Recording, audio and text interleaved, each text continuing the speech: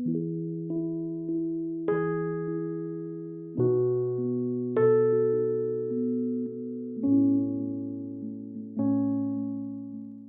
amigos y hermanos, les damos la más cordial bienvenida a este video que tenemos el día de hoy.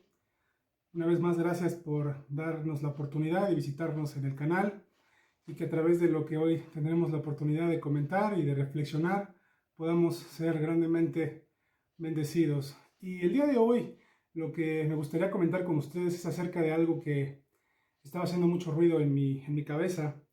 Estamos viviendo tiempos difíciles donde hay una situación en el mundo que tiene a muchos o a la mayoría de nosotros con temor, con miedo, con incertidumbre. Aparte de esta enfermedad, vienen situaciones en las cuales, bueno, sabemos que viene crisis económica y muchas cosas que escuchamos en las noticias que pues nos ponen a todos pues de alguna forma con mucha incertidumbre, y es precisamente en ello que me gustaría pues hablar algo que tiene que ver con algo que probablemente ustedes en algún momento llegaron a pensarlo. Yo no sé cuántos de los que nos están viendo en algún momento hayan llegado al punto de decirle o cuestionar al mismo Dios de por qué Él permite que este tipo de situaciones estén sucediendo en el mundo, y aún a los hijos, a los mismos hijos de Dios.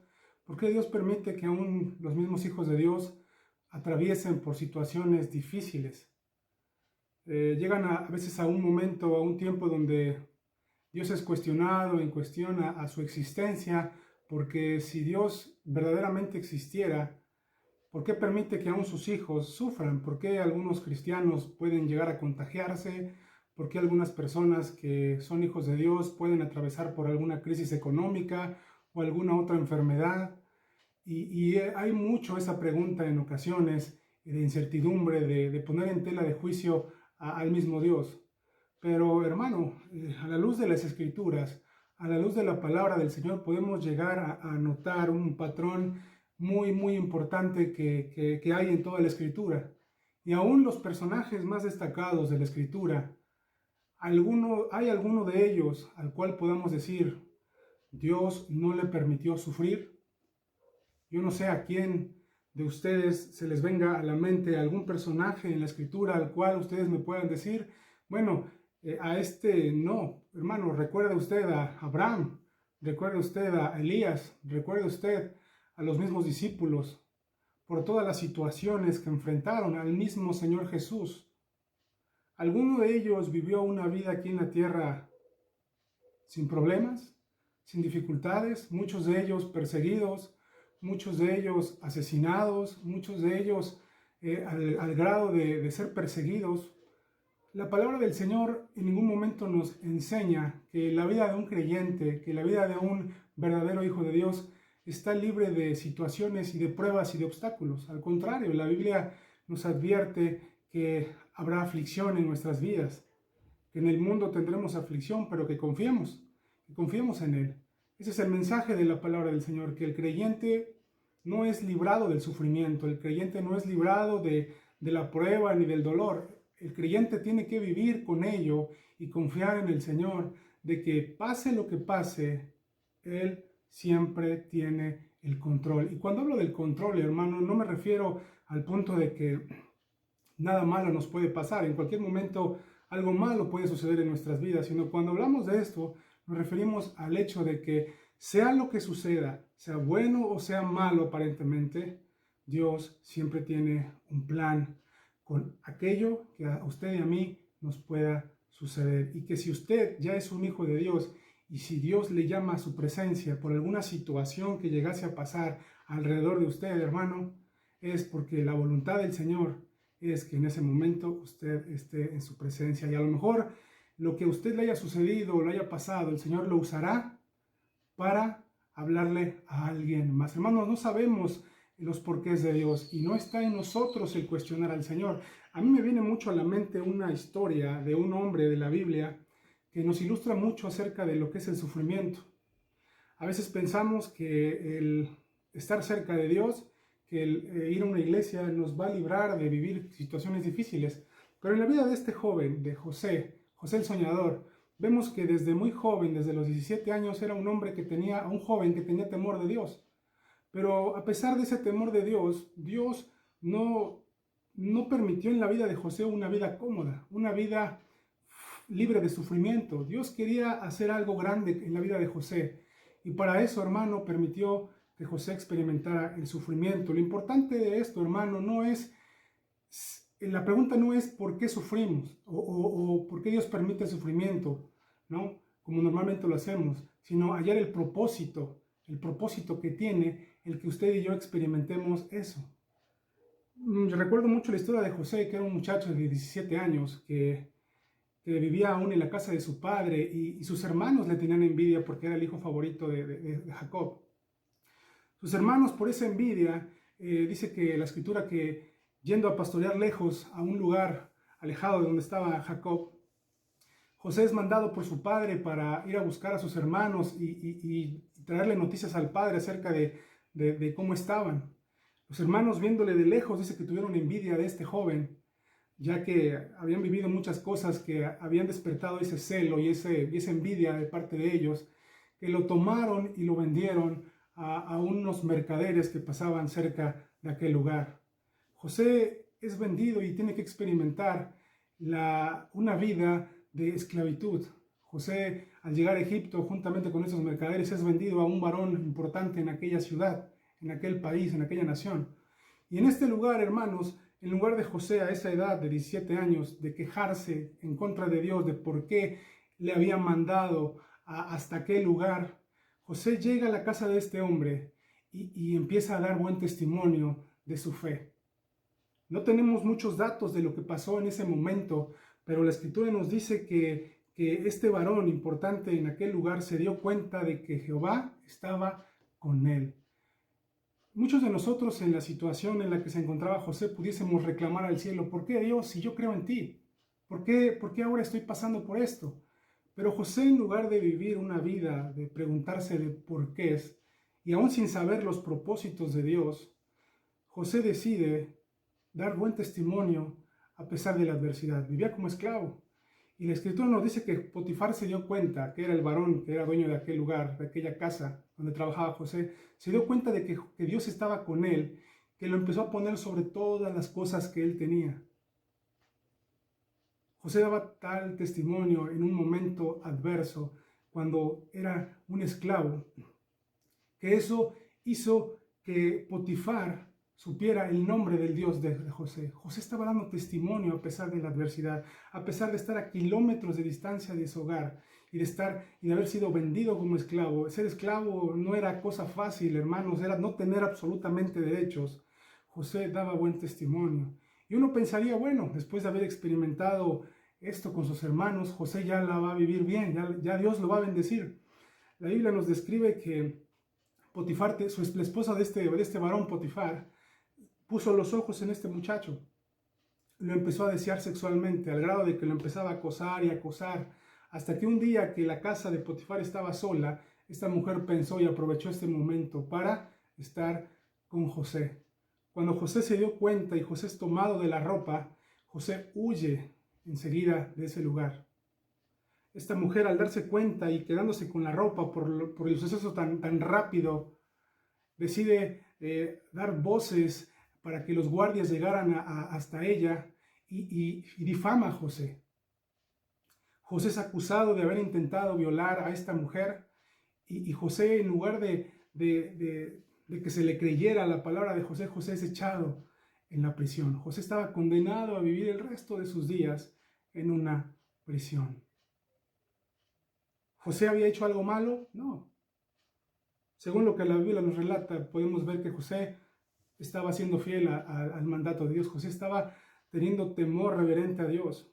Pero ahora José se encuentra primero como esclavo, ahora como prisionero en una celda. Seguramente era el momento para usted en su mente y ahora en la mía, es pensar, ahora es el momento para que José empiece a quejarse delante de Dios por su mala suerte.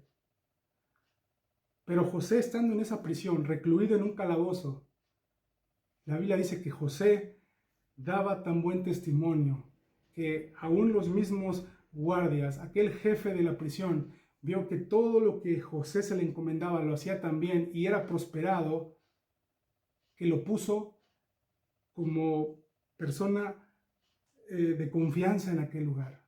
José estaba en las peores condiciones, en la prisión, lejos de su casa, y a pesar de esa circunstancia, José estaba siendo fiel a Dios. En lugar de reclamar al cielo por su mala suerte, José estaba aceptando su realidad y sin saber los propósitos de Dios, José decidió ser fiel al Señor en los peores momentos, en las peores situaciones.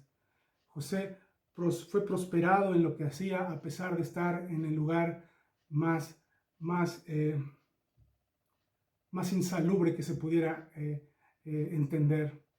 La Biblia nos relata que tiempo después a la prisión llegan dos importantes varones que eran parte de la corte del rey, el copero y el panadero del faraón. Y pasando los días tuvieron un sueño cada uno de ellos, y José se ofrece a interpretar los sueños, diciendo de que no era a través de él que él tuviera habilidades, sino que Dios daría la interpretación a los sueños de cada uno de ellos. Y si ustedes han leído la historia de José, se van a acordar que José le da la interpretación de sueños a cada uno de ellos al cabo de 3 días, se cumple lo que José le dice, lo que Dios le revela a José, y uno de ellos es muerto y otro de ellos es restablecido a su puesto. En este caso es el copero. Y José le dice al copero antes de que salga, acuérdate de mí cuando salgas. Le pide, háblale al faraón, cuéntales de mí para que yo pueda salir libre de esta prisión. Hermanos, pasó tiempo. Dice que la escritura que este hombre sale de la prisión, que este copero sale de la cárcel y se olvidó de José. Se olvidó de José. Yo no sé usted, pero seguramente por su mente debe haber pensado, José, seguramente en una semana este copero le va a hablar al faraón de mí. Pasan años, hermano, pasan algunos años. Y no vemos a José reclamando al cielo por su mala suerte. José supo esperar. ¿Por qué Dios no permitió que en ese momento el copero hablara con el faraón y permitiera que José saliera de la prisión si José estaba siendo fiel? Porque Dios estaba trabajando en el corazón de José.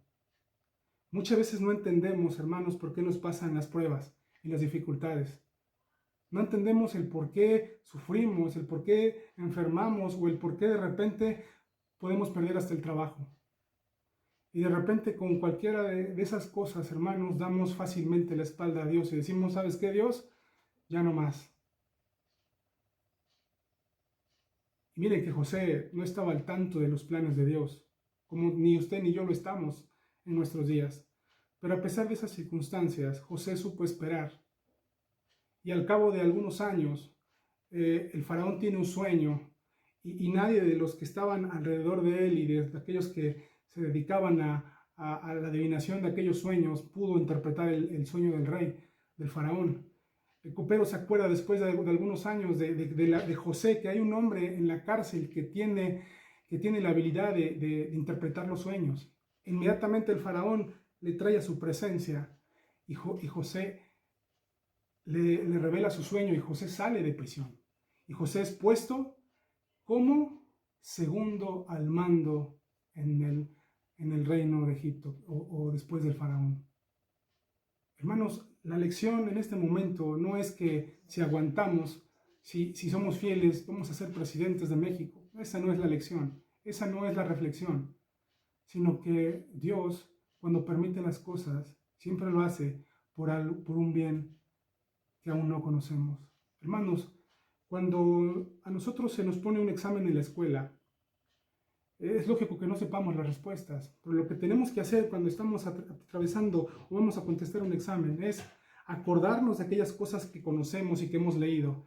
Y en ese momento, acordarnos de las respuestas y anotarlas. Hermanos, es lo que nosotros tenemos que hacer cuando pasamos por la prueba, cuando estamos pasando por las dificultades. En ese momento, que todo aquello que hemos leído en la palabra del Señor venga a nuestra mente y pueda en ese momento ponerse en práctica para ser utilizado en ese momento para poder salir y aprobar la prueba. Hermano, la vida del creyente no es una vida cómoda, no es una vida llamada para pasarla muy bien. Al contrario, es una vida de adversidades, es una vida de prueba. Si alguien te ha vendido lo opuesto, déjame decirte que no es así.